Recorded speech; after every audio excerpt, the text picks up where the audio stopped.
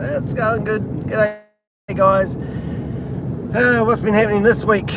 Got a couple of extra videos out. I got part 3 of my 21 series of Hyperverse videos. They were released, one of them was released, hasn't had too many views. The part 1 video was really interesting. Somebody must have embedded it on a somewhere where people could like it, but they couldn't subscribe to the YouTube channel. Couldn't quite figure it out, but we had 16,000, I think it's 18,000 views within a week. So that's the most, I think that's the 3rd biggest video I've ever had, which is just absolutely awesome. But it resulted in only 2 people subscribing to the YouTube channel. So it's obviously embedded somewhere. It did tell me that it was embedded in social media somewhere, but anyway, whoever embedded it, thanks for the traffic, that was great. YouTube channel is doing quite well. So I released part 2 and I released part 3, and I just wanted to continue naming and shaming people who are out there actively promoting Ponzi schemes again. So if you are looking at getting involved with VideoLook, that is a shocker Ponzi scheme that Sam Lee is promoting at the moment. And ironically, yes, you guessed it, they froze everyone's withdrawals once again, only after going for about 5 weeks. And then they're claiming that it's only a beta version and the real version is about to be released. So everyone that's jumped in bed with that one has now got their funds, but they're talking about releasing version 2. And for everyone that has their funds jammed and they can't release, get this, they are telling them that they're going to give them 200%, well 100% double the amount of, is it VLD? Sounds like VDL, venereal disease I should say, VDL, that they have in their accounts to show that they are there and supporting the community, which is ridiculous because you can't withdraw the money. So it's like, hey, you have twice as much money you can't withdraw, which is ridiculous. Last week somebody said, how irresponsible being on Facebook Live when you're driving. Well, just for the record, I started this before I went driving, and I had it ready to press play. And the other thing is I will stop it when I get to the place I work. I've got 4 people watching me at the moment. Thank you very much. That's so cool. I'm running late again. My friend who's my boss is probably sick of me running late. He's probably watching this going, why the hell is Danny doing a YouTube live when he's on the way to work? He should be at work by now. Hopefully he'll have a coffee waiting for me, won't you, Steve? Hey.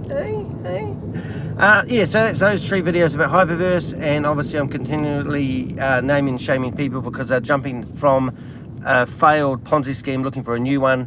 And also you've got Kalpishas Patel, who seems to be in conflict with wewe.Global, and he started promoting another one called Data Bank. Now Data Bank claims to give you 80 or 90% return on your investment. This is how ridiculous it's getting. They're giving people nearly all the money they put in back, but obviously it's a Ponzi scheme. It doesn't mean you're going to get your money back unless you hang in there for a long period of time, because most of them say that you need to wait at least 30 days before you break even, and they're obviously hoping that you're going to introduce other people into it, and they're offering people ridiculous referral fees for signing up people. So it's a straight Ponzi scheme. They're getting shorter. So if you think you're cleverer than the Ponzi scheme and you think, I know what I'm going to do, I'm going to put my money in and just make sure I get 1.5 times my money before the system crashes, those days are going, and it's just ridiculous. That's cool. Now the other one I've got is, I did a video with a mate of mine called Rob Woolley, and we did it on my explaining to people what being a Jehovah's Witness is actually all about. Now it's quite cool. It was quite relaxed. I didn't think they had much energy in it when I was doing it, but when I watched it back, it was actually quite good. So if you go and check that video out, you'll probably love it.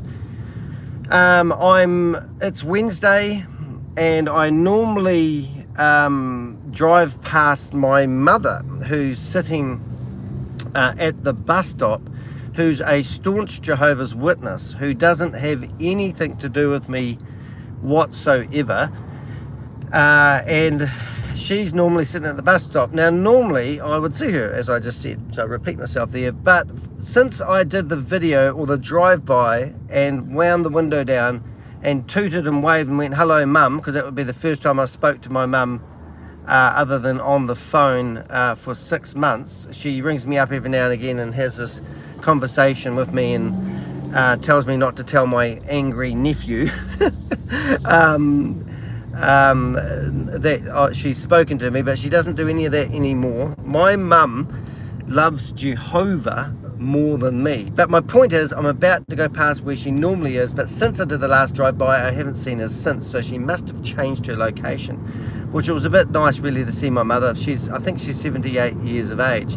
But because I'm currently somebody's trying to sue me for $3.8 million for defamation in the New Zealand High Court, which is quite interesting.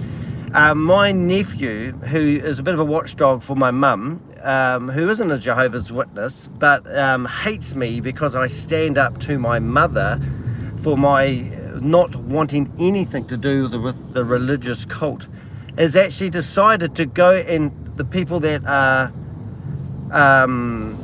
trying to sue me, he's been providing all the court documents that he got when was trying to get a video removed off the internet about my story as a Jehovah's Witness, which is kind of funny in a way. So I think that's quite a hard case. So he's actually snooping and watching all my videos. I have no idea what his deal is. He's obviously got a massive chip on his shoulder, and I don't really care. I'm totally transparent with my life and everything I've done. And no one, and it's really funny when a company that is trying to, stop you telling everyone. So there they are, and the two Jehovah's Witnesses there sitting on the corner, and my mum isn't there. Now this is a real sad story because I don't even know if my mum is in good health or bad health or laying on her dying bed in hospital. I wouldn't have a clue, but all because she's adamant about her beliefs, and she's going to serve Jehovah no matter what, even if it means ditching her son. So it's quite a sad story, and I just think it's kind of ironic that somebody would try using that in a defamation case when I'm doing my job, exposing, naming and shaming people running Ponzi schemes or scams. So I don't know if that made sense, but I sort of wanted to address that a little bit. Doesn't really matter to you if you're not involved in it, but when you've been brought up in a religious cult like a Jehovah's Witness, it's bloody awful. Every part of your life is impacted from it. So I actually said to a mate of mine I wouldn't mind doing a video explaining some more in-depth stuff about being brought up a Jehovah's Witness, because my nephew, who hates my guts, which is a shame, is basically saying my family hates me. And it's such an awful thing to say, but I don't have any choice in the matter, because my family, who are part of the Jehovah's Witnesses, don't talk to me because Jehovah's Witnesses believe in shunning. However, the family that has got out of the organisation and been kicked out of it or left on their own free will, they do love me. And my nephew has no one in his life. He's a solo agent. Even the family don't have anything. Well, it's not that they don't have anything to do with him, but he doesn't have anything to do with the family himself. He's just like the only person he cares anything about is my mum. And he's basically taken over the privileges of looking after my mum. He's doing what I felt obligated to do before my mum told me that she loved Jehovah more than me and didn't want me in her life anymore. So catch-22. Anyway, I'm at my work. That's Facebook Live. Which is awesome. Thanks for tuning in. Remember to hit the thumbs up button if you are watching this. It helps get them out. And do subscribe, hit the bell, and be notified when my latest videos come out. That's Danny the Heck doing a Facebook Live. Facebook Live? No, YouTube Live. Alright, see you guys. Proceed.